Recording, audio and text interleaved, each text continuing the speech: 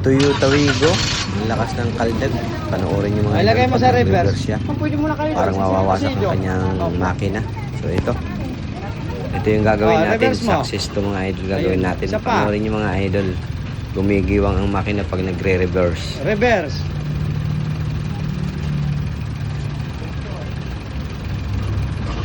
Oh. So dito mga bossing ay inangat na natin at tinanggal yung oil pan. So ayan. So dito malalaman na natin kung ano yung problema. So dito mga idol, so ito na nga mga idol, yung problema ng mga idol, yung transmission filter niya ay sumama na sa oil pan. Oil pan mga idol. So hindi siya nakalak. Kaya nagsingaw mga idol.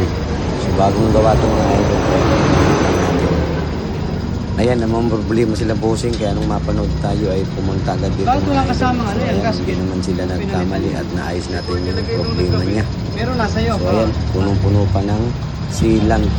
Toyota Wigo. Transmission filter ay laglag, hindi po siya nakasiksik sa butas ng kanyang transmission, hindi siya makahigop ng oil, kaya ayun, kumakaldag. So ngayon ito naayos na natin, nalinis na natin, tinakpan na natin, sinilip na rin natin kung may tagas. So ngayon mga idol ay okay na to mga idol. Muling nag-okay yung Toyota Wigo na parang mawawasak ang makina pag nag-reverse ka. So ito panoorin yung mga idol. Sa unang cambio mga idol, meron na kasi tumitigas po yung pag nililinis. Pero okay na yung mga idol, wala nang kaldag yan. So Toyota Wigo, muling nag-okay. Yung nawawasak ng makina ngayon hindi na. So ayan.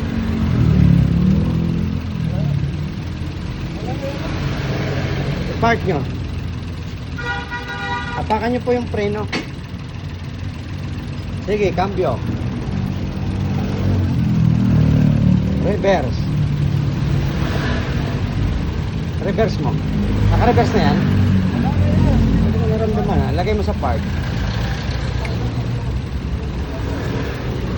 Reverse. So ayun mga bossing, okay na.